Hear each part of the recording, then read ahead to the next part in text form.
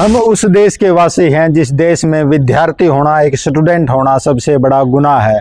बिल्कुल हाँ, आपने सही सुना, मैं कोई गलत नहीं बोल रहा। इस देश के अंदर, इस भारत देश के अंदर सबसे बड़ा गुनाह है शिक्षा ग्रहण करना, विद्यार्थी होना और सरकार से ये उम्मीद करना कि वो आपको आपके पढ़े अनुसार नौकरी देगी, आपकी मेहनत के हिसाब से आपको पे करेगी। आप जिस मेहनत के, जिस उम्मीद के भरोसे आपका परिवार, आपके माँ बाप आपको पालते परोसते हैं, आपके माँ बाप इस उम्मीद के साथ आपको स्कूल, यूनिवर्सिटी, कॉलेज में भेजते हैं कि आप उनके सपनों को साकार करेंगे। लेकिन इस देश की निकम्मी सरकार, बिल्कुल इस देश की निकम्मी सरकार आपको नहीं सपना पूरा करने देगी, आपके माँ बाप का सपना अधूरा रखेगी। बिल्कुल ऐसा ही हुआ। ये जो आज का जो मामला है, आप सभी ने लगभग देख लिया होगा। एसएससी फेज 13 का जो एग्ज़ाम होना था, वो एग्ज़ाम चल ही रहे थे, उसके बीच में ही इतनी गड़बड़ी लोगों को नजर आने लगी एग्जाम के अंदर। कहीं पर लाइट नहीं आ रही, कहीं पर बायोमेट्रिक नहीं हो रही। किसी का एग्जाम सेंटर पर पहुंचने के बाद पता चलता है कि एग्जाम ही कैंसिल हो गया। किसी को एग्जाम सेंटर पर पहुंचने के बाद पता चलता है कि एग्जाम सेंटर तो बदल गया था कल रात को ही।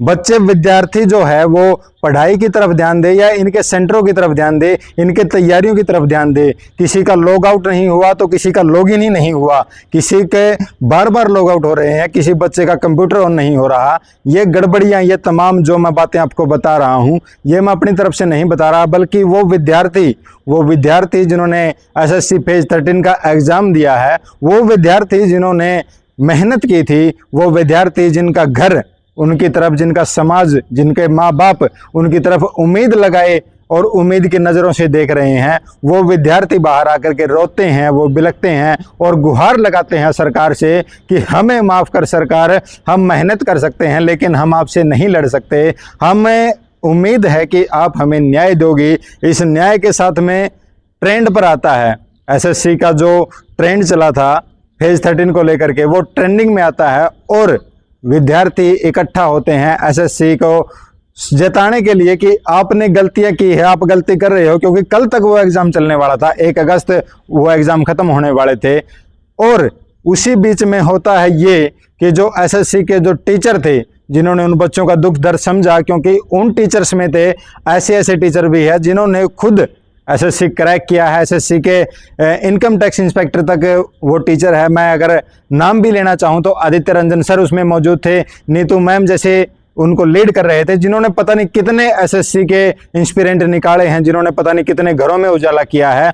और वो टीचर जिनकी मांग सिर्फ इतनी थी कि उनको अधिकारियों से मिलने दिया जाए, उनको मंत्री से मिलने दिया जाए, उनको जो एजुकेशन मिनिस्टर है उनसे बात करने दी जाए, कोई एप्लीकेशन नहीं देनी, कोई विरोध प्रदर्शन नहीं करना। पुलिस वालों ने रोका और कहा कि इस धारा 144 लागू है, यहाँ पर संसद की कोई कार्यवाही चल रही है यहाँ पर। अरे किसके लिए संसद बनी है आप लोगों की? उसी संसद के अंदर बैठ कर के इस देश के फैसले होने हैं। उसी देश के संसद के अंदर बैठ के इस देश का युवा उन संसद में जो लोग बैठे हैं उनकी तरफ निगाहें गड़ाए बैठा है कि हमारी उम्मीदों पर इस देश की संसद, इस देश का जो संविधान है, जिसको मानने वाले लोगों ने उन संसद में बैठने वाले लोगों को वहाँ पर बैठाया है और उनकी तरफ जब मिलने के लिए उनको जाया जाता है। और कोई ऐसा वैसा लोग नहीं कि कोई भी मुँह उठा करके चला, उनको 144 का मालूम नहीं था। उन्होंने जब पुलिस वालों से पूछा कि अगर 144 ही आप लोगों ने की है तो हम लोगों में से 4 लोग तो वहां जा ही सकते हैं, क्योंकि 4 से ज्यादा लोग 144 में नहीं होते। उनको अच्छे तरीके से मालूम था उस संविधान की पावर, उस 144 के बारे में। अरे उन्होंने लाखों आप जैसे अधिकारी बनाए हैं, लाखों आप जैसे बच्चे उन्होंने निकाले हैं इस देश के। उनको, शिक्षकों को और उन तमाम बच्चों को उम्मीदों पर फिर से पानी फेर दिया गया। एसएससी ने और तमाम सरकारी अधिकारियों ने और उन मंत्रियों ने, जिन्होंने साफ बोल दिया कि कोई भी आए, किसी को भी अंदर मत आने देना, इस गुरुद्वारे से आगे उनको मत आने देना। और सभी को उठा के पुलिस वैन में डाल करके सभी को कहाँ ले जाया गया ये भी नहीं बताया गया। नीतू मैम का भी ये आरोप है कि बगैर पुलिस की, बगैर लेडी कांस्टेबल के महिलाओं को गिरफ्तार किया गया, उनके साथ अभद्रता की गई। अरे किस देश की बात कर रहे हो, किस संसद की बात कर रहे हो, किस संविधान की बात कर रहे हो आप लोग?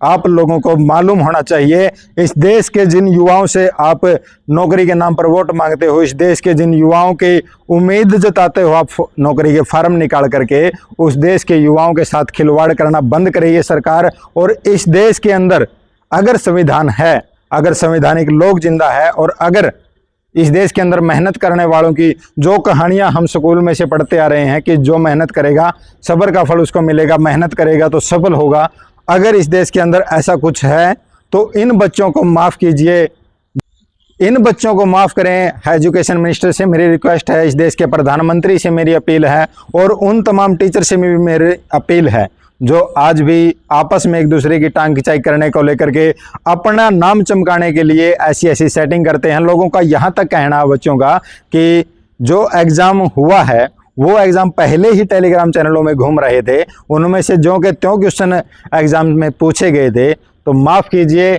बच्चे, इस देश के हालात अभी ऐसे नहीं हुए हैं कि वो आपको मुंह मांगी कीमत दे के अपने कंधों पर स्टार लगाएं। इस देश का 80% आज भी वो युवा सरकारी नौकरी की तैयारी कर रहा है जिनका बाप खेतों में मजदूरी करता है, जिनकी उम्मीद इस बात पर टिकी है कि वो अपने घर के हालात बदलेंगे। वो नहीं कर सकते कोई बड़ा बिजनेस, वो नहीं चला सकते कोई बड़ी दुकानदारी, लेकिन उनकी उम्मीद है कि उन्होंने जो किताबें घिसी है उन किताबों से उनको उम्मीद है, इस सरकार से उनको उम्मीद है, उनकी उम्मीदों पर पानी ना फेरें सरकार, उनकी उम्मीदों पर खरा उतरे ये सरकार।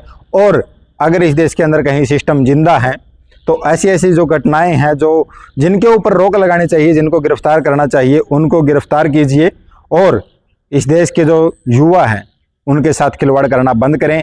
अगर आप भी इन एस्पिरेंट की सपोर्ट में है तो इस वीडियो को ज़्यादा से ज़्यादा शेयर करें और इस निकम्मी बहरी सरकार को चेताएं कि आज के समय में वो भगत सिंह नहीं है जो असेंबली में गोले फेंक करके आप इनके कानों को खोलने का काम करते थे। आज के समय में ये मीडिया है और ये पेन की जो पावर है जिसको विद्यार्थी दिन रात घिसते हैं। इन लोगों को क्या पता कि किस कदर वो बच्चे मेहनत करते हैं। वो बच्चों की उम्मीदों पर अगर आप खरा नहीं उतर सकते तो कोई हक नहीं है आपको संसदीय कार्यवाही करने का, कोई हक नहीं है आपको उस कुर्सी पर बैठने का। वो चेयर खाली कीजिए और बहुत योग्य इस देश के अंदर है जो उस चेयर को अच्छे से संभाल सकते हैं, उस चेयर को अच्छे से हैंडल कर सकते हैं। माफ़ कीजिए उस चेयर को, आप गलत जगह पर बैठे हैं, अपनी सही जगह पर आइए, बिजनेस अपनाइए और इस देश का जो युवा है उसको इंसाफ देने का काम करें। मेरी अपील है सभी साथियों से कि इस वीडियो को शेयर करें, उन विद्यार्थियों की आवाज़ बने, इस देश के अंदर गूंगी बहरी सरकार है उसको चेताने का काम करें। फिलहाल आज के लिए इतना ही, फिर मिलेंगे अगले कार्यक्रम में। तब तक के लिए जय हिंद, जय भारत, वंदे मातरम।